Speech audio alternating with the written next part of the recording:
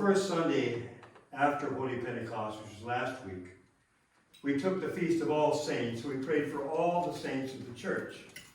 But on the next Sunday, in most of the local Orthodox churches, or regional Orthodox churches, we call them local Orthodox churches, it's customary to take the saints of that particular local church. For instance, All Saints of America we take here in America.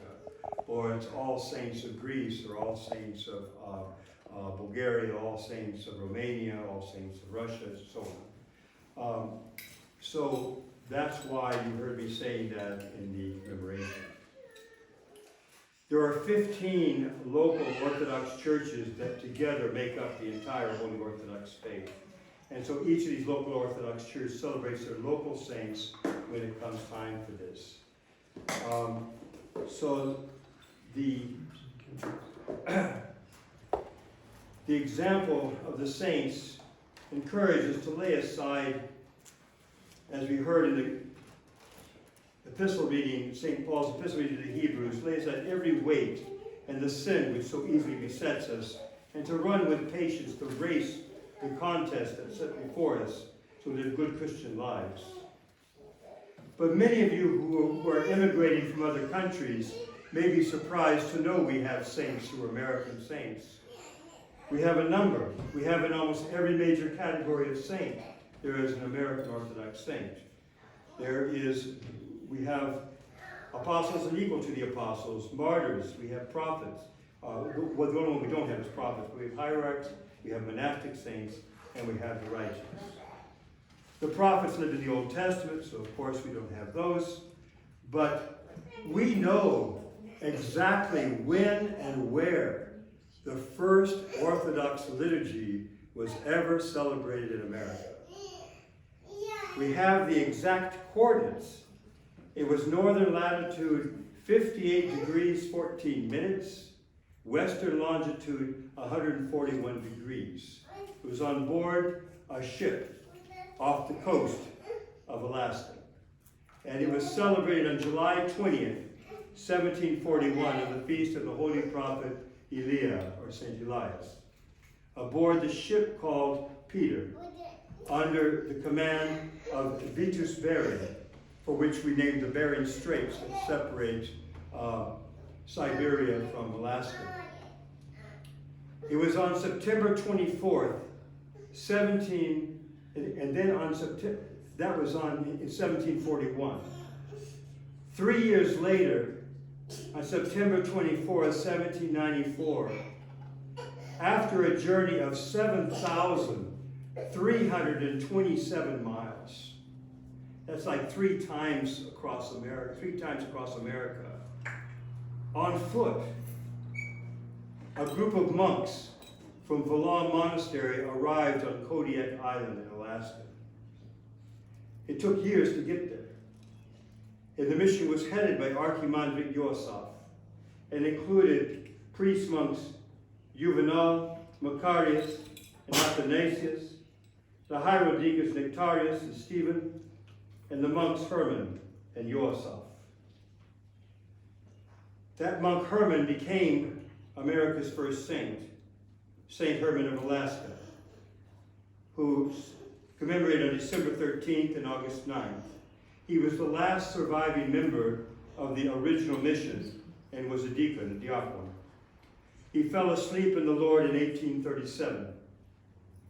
And throughout the church's history, the seeds of faith have always been watered by the blood of martyrs. And it would surprise you that even America has martyrs. The proto-martyr Juvenal was killed near Lake Iliamna in southwest Alaska by the natives as he was working to Christianize the natives. And he became the first Orthodox Christian to shed his blood for Christ in the New World. In 1816, St. Peter the Aleut, a convert to the faith, a Native American, was put to death by Spanish missionaries in California when he refused to convert to Roman Catholicism. Missionary efforts continued into the 19th century with outreach to the native peoples of Alaska.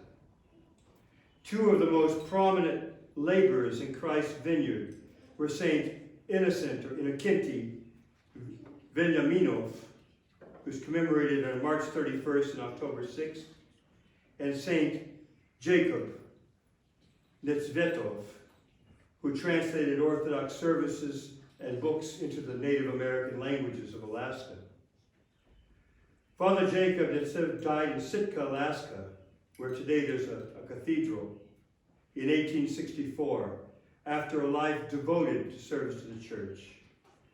And Father John Veniaminov, who was a married priest, after his wife's death, received the monastic tonsure and became a monk with the name Innocenty. He died in 1879 as the Metropolitan of Moscow and head of the Orthodox Church in the Russian Empire, after having been a missionary in Alaska for many years in Siberia, working among the natives. On March 25th, 1891, Bishop Vladimir went to Minneapolis for an event of great significance because he received Saint Alexis Toth, who was canonized not long ago, commemorated on May 7th, which is also our feast day for the appearance of the Holy Cross. I love Saint Alexis Toth, but I regret the fact that now when they print the services for the day in the Orthodox Church of America, they have the special hymns for him, and I have to look elsewhere to gather up ours for our feast day, because it's been bumped, because he's a local saint. Who was Saint Alexis Toth? This is part of Orthodox American history you need to know. In the Austro-Hungarian Empire in Eastern Europe, the Roman Catholic Church took great measures, especially through the Habsburg monarchy and the Kingdom of Poland, to try to convert Orthodox Christians to Roman Catholicism. They had very little success converting them to Latin Roman Catholicism. So they came up with the brainstorm that will let them keep their Easter liturgy, will let them keep their languages. They don't even have to commemorate the Pope. They don't even have to change their creed and add the filioque, which was added in the West. They can keep everything the same. We just want the bishops to sign allegiance to Rome without the people knowing. So the people were basically sold out in the Austro-Hungarian Empire, because otherwise the empire would have confiscated all the properties of the churches. So these bishops thought, they made what in Orthodox view was an erroneous decision to go along with the program and keep the external form of Orthodoxy, but become Roman Catholics. But the common people went liturgy on one Sunday, and then went the next, and didn't even know that they had become Catholic, because it wasn't publicly announced. It was all done secretly. The people had no idea. It was only later on, generations later, when suddenly they acclimated, began to understand, and they were told a different history, that it was a desire that the church be one, but it really was forced. The union, it's called the unia, and they're called unions, and it was forced. Or Greek Catholics, we call them oftentimes in English. So Alexis Toth was one of these priests. They even let them keep married priesthood. So these Eastern Rite Catholic churches throughout Eastern Europe and even in the Middle East, they had married priests. How many Roman Catholics in America ever knew they had all these married Catholic priests in Eastern Europe and Middle East and so on? Well, there's such a thing called immigration and people coming to America for economic opportunity. And a great many people from Austria-Hungary immigrated to America in the 19th century. And this included a very large number of Greek Catholics, including their priests, their married priests. So you have all these married Eastern Rite Catholic priests showing up in America. And that's causing a little bit of a commotion in the Catholic Church, where they're enforcing celibacy in all priests. And they're saying, now wait a minute, now these guys are Catholic priests and they're married, they have kids. Why can't we get married and have kids? So it caused quite a lot of unrest. So Bishop John Ireland, that's actually his last name, Bishop John Ireland, came up with the bright idea that we can't have married priests here. It's causing too much of a commotion. So all these married Eastern Rite priests need to separate from their wives because it's causing too much trouble. Well, Alexis Toth was one of these married priests, had kids. His marriage was blessed in the Catholic Church, Eastern Rite Catholic Church in Eastern Europe. But in America, he's being told he has to separate from his wife. And he said, this was a sacrament. You told me this is a Roman Catholic sacrament. Marriage is a sacrament. You're telling me that I'm not living with my wife and that my children are illegitimate? I mean, what are you trying to tell me? You know, so he led a movement of all these married priests to go back to the Orthodox Church. It was a mass movement. And it was really large numbers of what were part of the Orthodox Church in America are these priests. Their ancestors were these priests and these people who came back to the Orthodox Church in America when all the promises were broken and they were not allowed to keep this Eastern Rite Catholic Church as it was in Eastern Europe. They had to separate from their wives and basically let the wives take the children away. And these were family men who were not going to let that happen. And they felt betrayed. And they all came back to the Orthodox Church in a mass movement. It's just part of American Orthodox history you need to know because most of you are making your lives here. It's a very, very important watershed of history of Orthodoxy in America. So, as these immigrants came to the lower 48 states, well, of course, they're no longer just in Alaska. And you should know that even the Russian missionaries in Alaska, the Russian America company that was trading was even trading with Hawaii. There's even the remains of 2 Russian forts that are almost all gone now in Hawaii, believe it or not. And they were even negotiating a marriage alliance between a member of the Russian aristocracy of the empire together with the Queen of Hawaii. How different history would have been. So anyway, even here in California, we have Fort Ross State Park up on the coast, which was a trading post, and there's an Orthodox chapel there. And twice a year, there's an Orthodox liturgy. Even though it's a state park and there's separation of church and state, the state considers that because it's part of the history of that site, they allow twice a year for there to be an Orthodox liturgy in that chapel, and people go up for that. There's also this Bishop Tikhon Balavin, who was a bishop in the lower 48 states, long before all of them were states. But he came in the 19th century, and he organized the Orthodox Church in America before the Bolshevik Revolution. Before the Bolshevik Revolution, there wasn't all this divisions of all this Orthodox divisions. Sure, you had ethnic parishes. There might be a Greek parish here, a Greek-speaking parish here of immigrants, Romanians here, Bulgarians there, Syrians here, wherever they came from. But they were all under the Archbishop, who was Tikhon. In fact, when it came time for the Syrians needed a bishop, he and another Russian bishop consecrated a Syrian from Syria to be a bishop, to minister to the Syrian people. But the church was not divided. The Orthodox Church was one in America.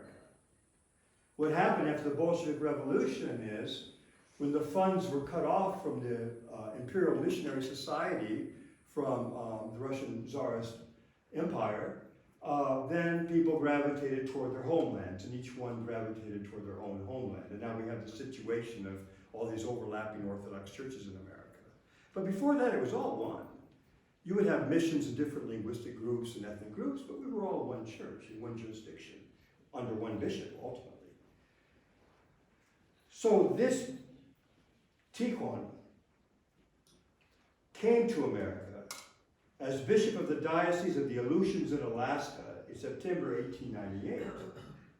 But he realized, with the immigration coming into the main part of America, that the sea had to be moved to the main part of America and away from Alaska. And at first it came to San Francisco, and later to New York. So this is part of the early history of the Orthodox Church here in America. St. Tikhon returned to Russia in 1907, 10 years before the revolution. And 10 years later, he was elected Patriarch of Moscow, having been Bishop of America before that. And he's considered a saint in the Orthodox Church of America and also in the Orthodox Church of Russia, and everybody recognized him as a saint. He suffered much during the Bolshevik Revolution, and he suffered much. He actually died in 1925. He was under house arrest a great deal. They didn't even know the exact burial place because the communists hid him after he died. They didn't want the people to make a saint out of him, so they hid him.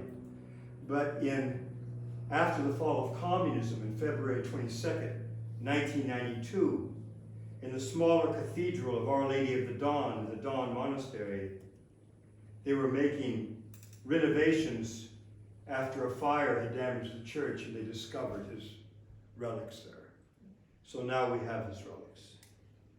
I told you about the Syrian priest, the Archimandrite Raphael Hawawini from Syria, who was consecrated by Bishop Tikhon and Bishop Innocenti Pustinsky at St. Nicholas Cathedral in New York on March 13, 1904, 120 years ago. He became Bishop of Brooklyn and was ministering to all the Arabic-speaking Eastern Orthodox Christians, and was organizing parishes across America, taking trains and remote corners of America, trying to keep the Orthodox together. And so he also became a saint. He is proclaimed as a saint, Raphael of Brooklyn. And he died in February 27th of 1915. What's really interesting is under Bishop Tikhon, even in 1907, took place in Mayfield, Pennsylvania. They had a big sabor, a big assembly of all the Orthodox in America, of all the ethnicities, of all the different groups. And it's interesting what their main topic was for this sabor. It wasn't as, how do we take care of our people from the immigration? It was how to expand the mission of Orthodox Christianity in America. Even then, they were worried about somehow making the Orthodox Church better known in America. And in the 20th century, in the aftermath of the Russian Revolution, we know that countless men, women, and children received the crown of martyrdom rather than renounce Christ. And the same thing happened after the Second World War, when communism was expanded into other countries of Eastern Europe. Well, there was a St. John of Chicago who was a priest in Chicago. He was the very first clergyman to be martyred by the Bolsheviks, but he was a priest from Chicago who had gone back to Russia at some point just before the revolution. And he was martyred on October 31st, 1917 in St. Petersburg, so the same month that the Bolshevik Revolution started, the very first priest to be martyred. There's also St. Alexander Hotovitsky, who served in America until 1914, and he was martyred by the Soviet regime in 1937. There's also, of course, our local saint, St. John Maximovich of Shanghai and San Francisco, whose relics are at the cathedral in Gary Street in San Francisco. There's another California saint you may not know, St. Sebastian Dabovich. He was Serbian, but of course he served under the Russian church, as everyone did. And he was sent to minister to the Serbian miners who had come in the gold rush in Jackson and up in the Sierra foothills. He was the first man born in America to be ordained an Orthodox priest. It was here in California. I even met his niece once at a banquet. She sat by me at a table at a church for a celebration. I had an interesting conversation with her. And he was born in San Francisco to Serbian immigrants, but he had his theological education in St. Petersburg in Russia. And he served as priest in the Russian mission in America in the 1890s and the early 1900s. He founded a number of churches and wrote some of the very first books about Orthodoxy in English, published in America. He died in Serbia in 1940, just before the Second World War. And he was glorified as a saint on May 29th in 2015, just 7 years ago. Together with Saint Margarita, who was the first bishop of the Serbian Orthodox Church, who died in 1935 and was sent to America in 1923 to try to organize the Serbian Orthodox Church after the church was fragmented.